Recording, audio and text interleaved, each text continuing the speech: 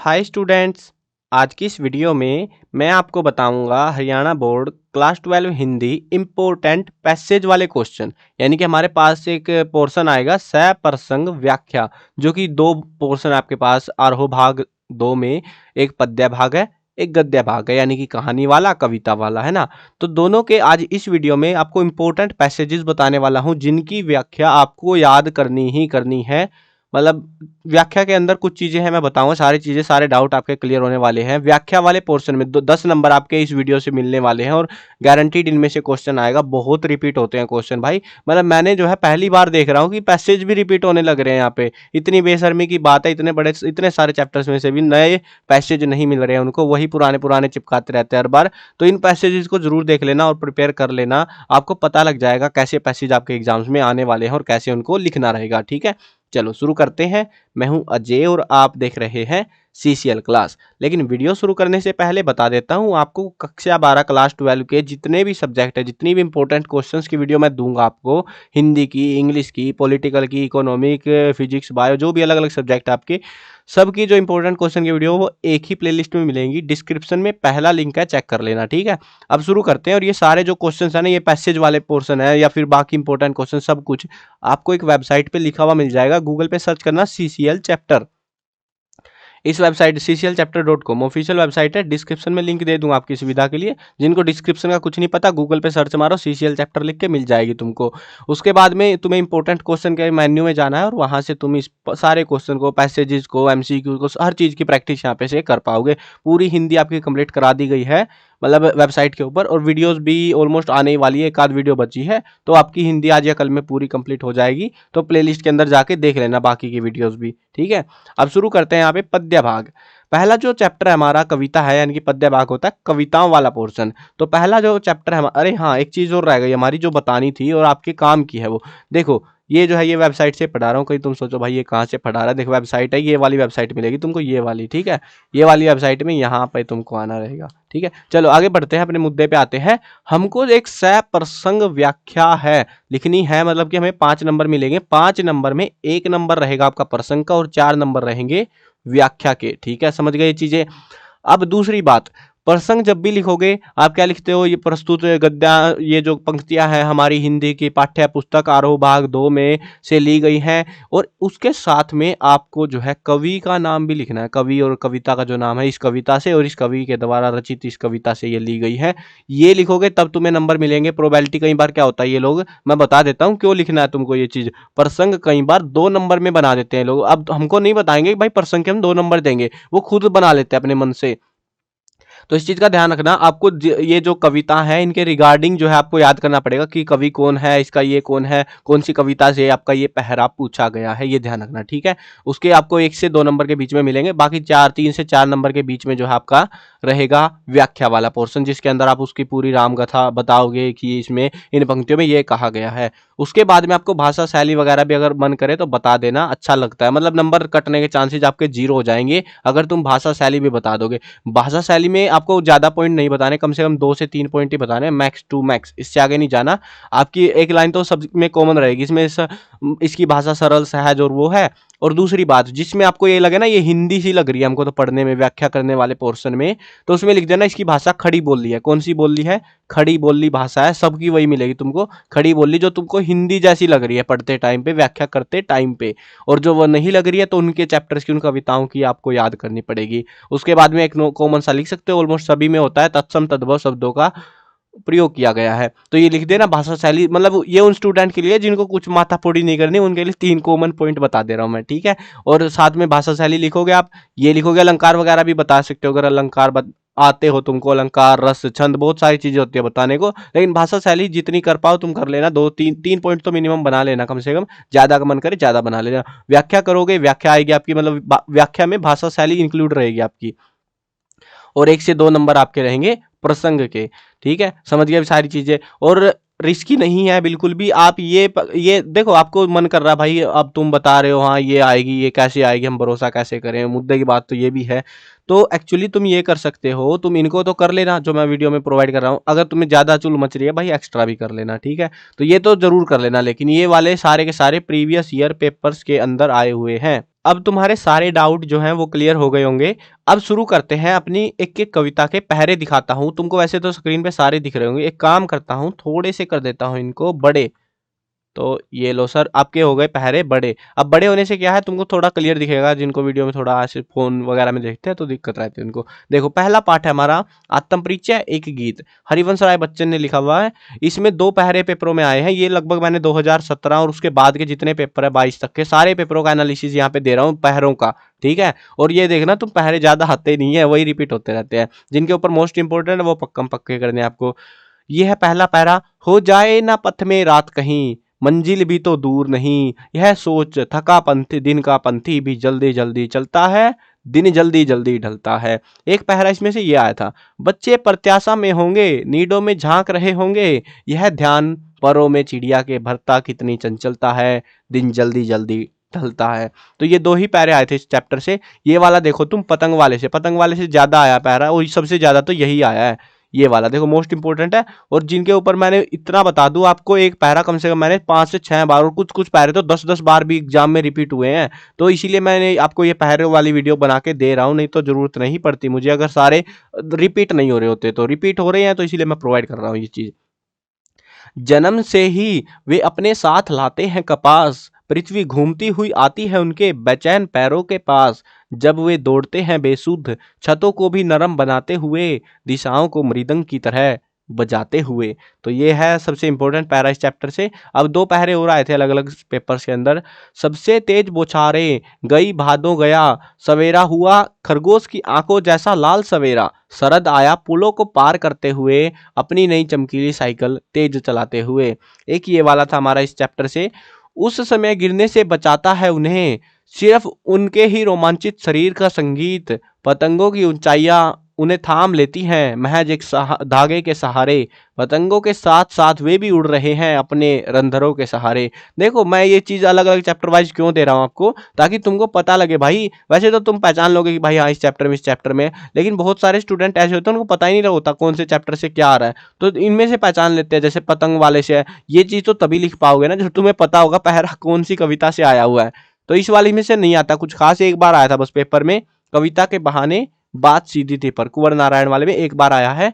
आखिरकार वही हुआ जिसका मुझे डर था, जोर जबरदस्ती की से बात की चूड़ी मर गई, और वह भाषा में बेकार घूमने लगी, हार कर मैंने उसे कील की तरह उसी जगह ठोक दिया। अब अगला पार्ट देखो, इसमें से सिर्फ एक पैरा आता है और सबसे ज्यादा आता है ये, कैमरे में बंद अपाहिज। आपसे पूछेंगे तो आप क्या अपाहिज है, तो आप क्यों अपाहिज है, आपका अपाहिजपन तो दुख देता होगा, देता है। हाँ कैमरा दिखाओ दिखाओ, इसे बड़ा बड़ा दिखाओ, हाँ तो बताइए आपका दुख क्या है। तो ये हमारा पहरा है और ये मोस्ट इंपोर्टेंट है। देखो जिसको व्याख्या का नहीं पता ना भाई, व्याख्या कैसे करनी है क्या सीन है, व्याख्या वाली वीडियोस भी बना रखे मैंने, कंप्लीट बुक की आपकी व्याख्या वाली, डिस्क्रिप्शन में लिंक दे दूंगा, उसमें व्याख्या वगैरह भी आप देख सकते हो अगर आपको देखनी हो। आरओ वाला जो है एक लिंक मिल जाएगा। चलो अगला चैप्टर देखो, पाठ नंबर 5, सहर्ष स्वीकारा है। इसमें से कुछ नहीं आता, मतलब ऐसे अंधों की तरह कुछ भी उठा के रख देते हैं भाई ये लोग। गरीबी ली गरीबी यह, ये गंभीर अनुभव सब, यह विचार वैभव सब, दृढ़ता यह, भीतर की सरिता यह, अभिनव सब, मौलिक है इसीलिए कि पल पल में जो कुछ भी जागृत है, अपलक है संवेदन तुम्हारा है। और तो एक पहरा ये आया था, मतलब मोस्ट इंपोर्टेंट नहीं है क्योंकि इसमें से रिपीट नहीं होते पहरे, इसमें से मतलब कुछ भी मन उठाया लिख दिया भाई। चलो, दिल में क्या झरना है, मीठे पानी का सोता है, भीतर वह ऊपर तुम, मुस्काता चांद जो धरती पर रात भर, मुझ पर त्यों तुम्हारा ही खिलता वह चेहरा है, यह विचार वैभव सब, दृढ़ता यह, भीतर की सरिता यह, बिनव सब, मौलिक है मौलिक, अरे ये वापिस आ गया क्या, संवेदन तुम्हारा है। देखो यहाँ पे ये मैंने अलग इसीलिए लिखा है, देखो यह विचार, देखो ये ऊपर वाली लाइन जो है ना, ये नहीं है इसमें, इसीलिए मैंने इसको मोस्ट इंपोर्टेंट नहीं लिखा, ये अलग से लिखा है मैंने, ठीक है। चलो आगे बढ़ते हैं। मेरा जो होता सा लगता है, होता सा संभव है, सभी वह तुम्हारे ही कारण के कार्यों का घेरा है, कार्यों का वैभव है। अब तक तो जिंदगी में जो कुछ था जो कुछ है, सहर्ष स्वीकारा है, इसीलिए कि जो कुछ भी मेरा है वह तुम्हें प्यारा है। अब ऊषा वाले में से भाई मजे आ जाएंगे तुमको, ये सबसे ज्यादा आया है, बहुत प्यारी सी कविता है और आती है एग्जाम्स में, देखा हूं। एक पहरा तो ये आया है, नील जल में या किसी की गोर झिलमिल दे, जैसे हिल रही हो और जादू टूटता है इस उषा का, अब सूर्योदय हो रहा है। बहुत रिपीट होता है ये वाला। एक ये आता है इसमें से बस, प्रातः नभ था बहुत नीला, शंख जैसे भोर का नभ, राख से लिपा हुआ चौका, अभी गीला पड़ा है बहुत काली सील, जरा से लाल केसर से कि जैसे धूल गई हो। तो ये वाला है। अब यहाँ पे आगे बढ़ते हैं अगले पर्सन, अगले पार्ट पे हमारे बादल राग। इसमें क्रांति वाले बादलों की बात होती है, इसमें से भी ठीक ठाक आता है, मतलब रैंडमली पूछ लिए जाते हैं ज्यादातर। जीर्ण बाहु है शीर्ण शरीर, तुझे बुलाता कृषक अधीर, हे विप्लव के बादल, चूस लिया है उसका सार, हार्ड मात्र ही है आधार, हे जीवन के पारावार। अगला जो देखते हैं वो है घन भेरी गर्जन से सजग सुप्त अंकुर, उर में पृथ्वी के आशाओं से नवजीवन की ऊंचा कर सिर ताक रहे हैं ए विप्लव के बादल। तिरती है समीर सागर पर, अस्थिर सुख पर दुख की छाया, जग के दग्ध हृदय पर निर्दय विप्लव की प्लावित माया।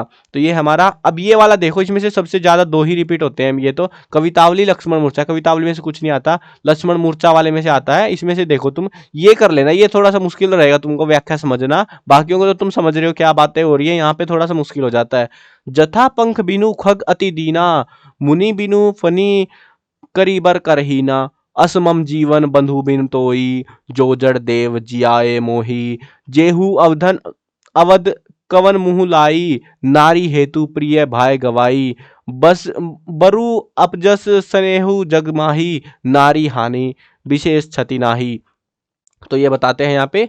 तो अगला जो है एक पैरा ये आता है इसमें से, कथा कही सब ते ही अभिमानी, जेहि प्रकार सीता हरियाणी, तात कपीने सब निशिचर मारे, महामाह जोधा संघारे, दुर्मुख सुर रिपु मनुज आहारी, भट्ट अधिक अतिकाय एकंपन भारी, अपर महोदर आदिक बीरा, परे समर माही सबरण धीरा। तो ये दो पहरे आते हैं इसमें से, ध्यान रखना, इनको अच्छे से कर लेना, सबसे ज्यादा रिपीट हुए हैं ये, अगर इसमें से चैप्टर में से पूछा है ना सबसे ज्यादा यही पूछे हैं।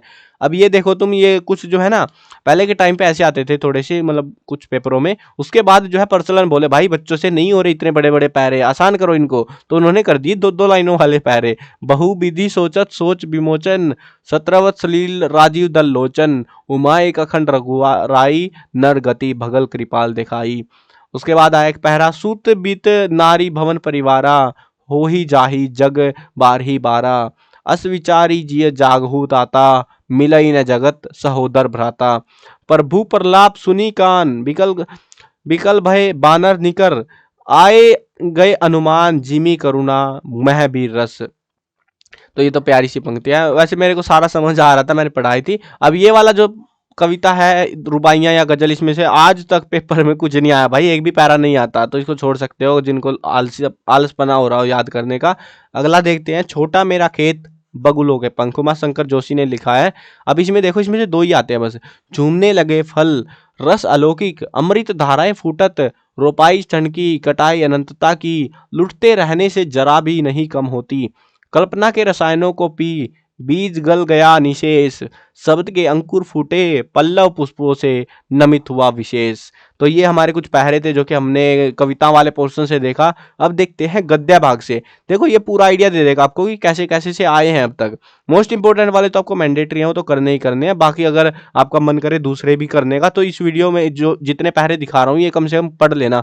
अब भक्तिनी वाले में भी वही है सेम, आपको प्रसंग लिखना है, ये किताब से लिया गया है, भक्तिनी पाठ है हमारा, भक्तिन पाठ है, और उसके बाद में जो है बताओगे इसका कवि वगैरह, वो सारी चीजें बतानी रहेंगी। अब देखो इसमें से दो आए हैं, भक्तिन को नौकर कहना उतना ही असंगत होगा जितना अपने घर में बारी बारी से आने वाले अंधेरे उजाले और आंगन में फूलने वाले गुलाब और आम को सेवक मानना।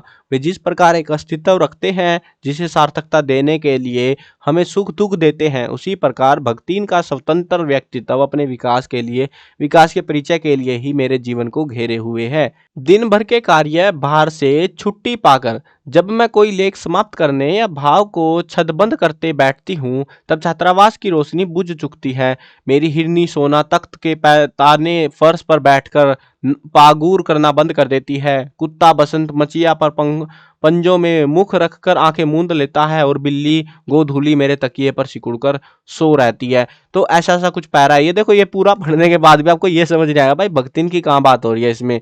तो ऐसे अजीब गरीब से पैरे आते हैं तो हमें डर लग जाता भाई फिर टाइम पे कि ये कहाँ से टपक गया।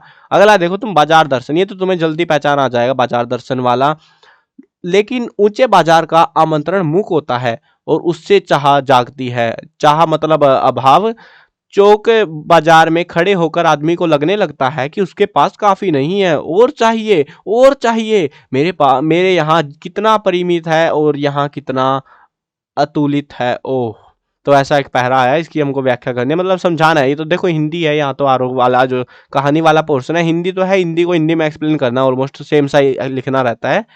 मन खाली नहीं रहना चाहिए, इसका मतलब यह नहीं है कि वह मन बंद रखना चाहिए। जो बंद हो जाएगा वह शून्य हो जाएगा। शून्य होने का अधिकार बस परमात्मा का है, जो सनातन भाव से संपूर्ण है। शेष सब अपूर्ण है। अब सबसे ज्यादा जो रिपीट होता है इसमें से वो ये है हमारा, यहाँ पे अंडरलाइन करने भूल गए भाई, लाइन ये लाइन खींच रखी है मैंने ताकि आपको पता लगे कि अलग अलग है। इसको फिक्स कर दो मैं, कोई ना। लोग संयमी भी होते हैं, वे फिजूल सामान को फिजूल समझते हैं, वे पैसे को बहाते नहीं हैं और बुद्धिमान होते हैं। बुद्धि और संयम पूर्ण वह पैसे को जोड़ते हैं, जोड़ते ही जाते हैं। वह पैसे की पावर को इतना निश्चय समझते हैं कि उसके प्रयोग की परीक्षा उन्हें दरकार नहीं है। बस खुद पैसे के जुड़ा होने पर उनका मन गर्व से भरा फूला रहता है।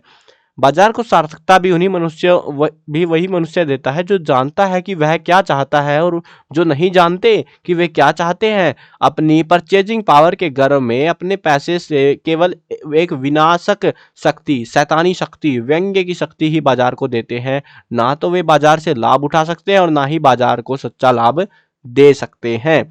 अब देखते हैं अगला पार्ट देखते हैं, काले मेघा पानी दे। इसमें से दो पहरे आए हैं, ये ज्यादा रिपीट होता है, ये एक ही बार आया है। जिनके ऊपर मोस्ट इंपोर्टेंट नहीं लिखा ना, समझ जाओ वो एक ही बार आए हैं, ये बहुत बार आए। बहुत बार का मतलब 5 बार, 7 बार, 10 बार ऐसे आते रहते फिर ये। अपना स्वार्थ आज एकमात्र लक्ष्य रह गया है। हम चटखारे लेकर इसके या उसके भ्रष्टाचार की बातें करते हैं, पर क्या कभी हमने जांचा है कि अपने स्तर पर, अपने दायरे में हम उसी भ्रष्टाचार के अंग तो नहीं बने रहे। काले मेघा दल के दल उमड़ते हैं, पानी झमाझम बरसता है, पर गगरी फूटी की फूटी रह जाती है, बैल प्यासे के प्यासे रह जाते हैं। तो ये हमको यहाँ पे इसकी व्याख्या करनी है। मैं असल में था तो इन्हीं मेंढक मंडली वालों की उम्र का, पर कुछ तो बचपन के आर्य समाजी संस्कार थे और एक कुमार सुधार सभा कायम हुई थी, उसका उपमंत्री बना दिया गया था। सो समाज सुधार का जोश कुछ ज्यादा ही था। अंधविश्वासों के खिलाफ तो तर्कस में तीर रखकर घूमता रहता था। तो ये है हमारा। अब ये देखो पहलवान की ढोलक में, इसमें से तो लिमिटेड से आते हैं, एक ये आता है ज्यादा रिपीट होते हैं ये। सियारों का क्रंदन और पेचक की डरावनी आवाजें कभी कभी निस्तब्धता को अवश्य भंग कर देती थी। गांव की झोपड़ियों के करहाने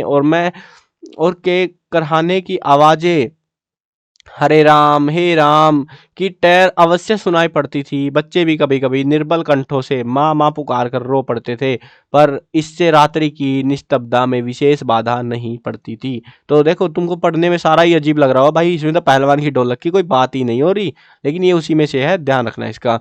जाडे का दिन, अमावस्या की रात, ठंडी और काली, मलेरिया और हैजे से पीड़ित गांव भ्यार शिशु की तरह थर थर कांप रहा था। पुरानी और उजड़ी बांस फूस की झोपड़ी में अंधकार और सन्नाटे का सम्मिलित साम्राज्य, अंधेरा और निस्तब्धता। ये सेम टू सेम आए हैं, मतलब एग्जाम में ऊपर नीचे लाइनें भी नहीं करी। एक ये देखो, ये चैप्टर बहुत इंपॉर्टेंट है, ध्यान रखना। इस पहलवान की ढोलक में से बहुत क्वेश्चन आए हैं पेपरों में। ये 3 ही पैरे आए हैं, लेकिन ऐसा नहीं है कुछ भी दे दिया, 3 ही आए हैं बस। ये अंधेरे रात चुपचाप आंसू बहा रही थी। निस्तब्धता करुण सिसकियां और आहों को बलपूर्वक अपने हृदय में ही दबाने की चेष्टा कर रही थी। आकाश में तारे चमक रहे थे, पृथ्वी पर कहीं प्रकाश का नाम नहीं। आकाश से टूटकर यदि कोई भावुक तारा पृथ्वी पर जाना भी चाहता तो उसकी ज्योति और शक्ति रास्ते में ही शेष हो जाती थी। अगला चैप्टर देखो आप, चार्ली चैपलिन। एक ही पहरा आया है, सबसे ज्यादा आया है, एक ही आया बस इस चैप्टर से। चार्ली की अधिकांश फिल्में, ये पढ़ते ही पता लग जाए चार्ली चैपलिन वाला भाई साहब, ये तो चार्ली की अधिकांश फिल्में भाषा का इस्तेमाल नहीं करती, इसीलिए उन्हें ज्यादा से ज्यादा मानवीय होना पड़ा। स्वाग चित्रपट पर कई बड़े बड़े कॉमेडियन हुए हैं, लेकिन वे चार्ली की सार्वभौमिकता तक क्यों नहीं पहुंच पाए, इसकी पड़ताल अभी होने को है। चार्ली का चिर युवा होना या बच्चा जैसा दिखना एक विशेष तो है ही, सबसे बड़ी विशेषता शायद यह है कि वे किसी भी संस्कृति को विदेशी नहीं लगते, उनके जैसे से ही लगते हैं। तो ये मोस्ट इंपोर्टेंट है, कर लेना इनको अच्छे से। अगला देखते हैं, नमक वाले में से कुछ नहीं आता भाई, उम्मीदें मत करना ज्यादा। उन्होंने पुड़िया को धीरे से अपनी तरफ सरकाना शुरू किया। जब सफिया की बात खत्म हो गई तब उन्होंने पुड़िया को दोनों हाथों में उठाया, अच्छी तरह लपेटा और खुद सफिया के बैग में रख दिया। बैग सफिया को देते हुए बोले, मोहब्बत तो कस्टम से इस तरह गुजर जाती है कि कानून हैरान रह जाता है। तो ये एक ही बार आया था ये पहरा, बाकी कभी पूछते नहीं है नमक वाले में से। सीरीज के फुल में ध्यान रखना, तो इसमें से ज्यादा आता है, इसमें से ये 2 ही आते हैं। वैसे ये मोस्ट इंपोर्टेंट है भाई। 20 पेपरों में से लिटरली 15 पेपरों में ये पैरा आया है। 15 पेपरों में देख लो तुम कितने इंपॉर्टेंट पैरे ढूंढ के लाए हो तुम्हारे लिए। लाइक कर देना भाई जिसने लाइक नहीं करी, और तुम पेपर उठा के देखो, गारंटी के साथ कह सकता हूं तुम्हें लगभग सभी पेपरों में ये पहरा मिल जाएगा। तो मस्त पहरा है, देखो तुम क्या करना है इसमें। सीरीज वायुमंडल से रस खींचकर इतना कोमल और कठोर है, गांधी भी वायुमंडल से रस खींचकर इतना कोमल और कठोर हो सका था। मैं जब जब सीरीज की ओर देखता हूं तब तब हुक उठती है, हाय वह अवधूत आज कहाँ है। एक पहरा इसमें से यह आया था एक साल बस। जब उमस से प्राण उबलता रहता है और लू से हृदय सूखता रहता है, एकमात्र सीरीज कालजयी अवधूत की भांति जीवन की अजेयता का मंत्र प्रचार करता रहता है। यद्यपि कवियों की भांति फूल पत्ते को देखकर मुग्ध होने लायक हृदय विधाता ने नहीं दिया है, पर नितांत हुट भी नहीं हूं। सीरीज के पुष्प मेरे मानस में थोड़ा हिलोल जरूर पैदा करते हैं। ये वाला देखो तुम, ये वाले में से थोड़े से आते हैं अच्छे खासे, 3 पैरे आते हैं, तीनों पढ़ देता हूं ये भी। पाठ नंबर 8, श्रम विभाजन मेरी कल्पना का आदर्श समाज।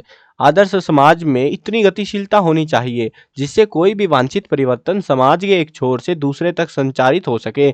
ऐसे समाज में बहुविधि हितों में सबका भाग होना चाहिए और सबको उनकी रक्षा के प्रति सजग रहना चाहिए। सामाजिक जीवन में अबाध संपर्क के अनेक साधन और अवसर उपलब्ध रहने चाहिए। तात्पर्य यह है कि दूध पानी के मिश्रण की तरह भाईचारे का यही वास्तविक रूप है और इसी का दूसरा नाम लोकतंत्र है। मोस्ट इंपोर्टेंट है, कई बार आया एग्जाम में सेम टू सेम। अगला देखते हैं, अगला पहरा। क्षमताओं के आधार पर भिन्न व्यवहार कितना भी आवश्यक और औचित्यपूर्ण क्यों न हो, मानवता के दृष्टिकोण से समाज 2 वर्गों और श्रेणियों में नहीं बांटा जा सकता। ऐसी स्थिति में राजनीतिज्ञ को अपने व्यवहार में एक व्यवहार्य सिद्धांत की आवश्यकता रहती है, और यह व्यवहार्य सिद्धांत यही होता है कि सब मनुष्यों के साथ समान व्यवहार किया जाए। ये वाला भी ज्यादा रिपीट होता है। यह विडंबना की बात है कि इस युग में भी जातिवाद के पोषकों की कमी नहीं है। इसके पोषक कई आधारों पर इसका समर्थन करते हैं। समर्थन का एक आधार यह कहा जाता है कि आधुनिक सभ्य समाज कार्य कुशलता के लिए श्रम विभाजन को आवश्यक मानता है, और चूंकि जाति प्रथा भी श्रम विभाजन का ही दूसरा रूप है, इसीलिए इसमें कोई बुराई नहीं है। तो ये थे हमारे टोटल पहरे, मैंने सारे पहरे दिखा दिए। तो लगभग 20 पेपरों में कितने सारे पहरे आए हैं, और अलग अलग चैप्टर्स में से कुछ बहुत सारे तो रिपीट हुए हैं बार बार, तो इसीलिए आपको इतने से कम से लग रहे होंगे। ऑप्शन में वैसे आते हैं भाई, तुमने ये देखो ना, इतना कुछ होने के बावजूद भी इतने लिमिटेड से पहरे आपको प्रोवाइड कराए हैं। चैप्टर में 1-1, 2-2 से पहरे हैं। इन पहरों को सारों को, जितने भी पैसेज मैंने आपको प्रोवाइड कराए सह प्रसंग व्याख्या वाले, सारों को पढ़ लेना, एटलीस्ट कर लेना एक बार। जो मोस्ट इंपॉर्टेंट है उनको तो पक्का पढ़ना है आपको, वो उनके साथ कोई चीटिंग नहीं करनी है। एग्जाम में बहुत हाई चांसेस रहेंगे इनके एग्जाम में आने के, ठीक है। चलो मिलते हैं नई वीडियो में। आई होप सारे डाउट क्लियर हो गए होंगे। जिसने वीडियो लास्ट तक देखी है कमेंट करके बताओ भाई लास्ट तक देखी। चलो मिलते हैं नई वीडियो में, बाय बाय।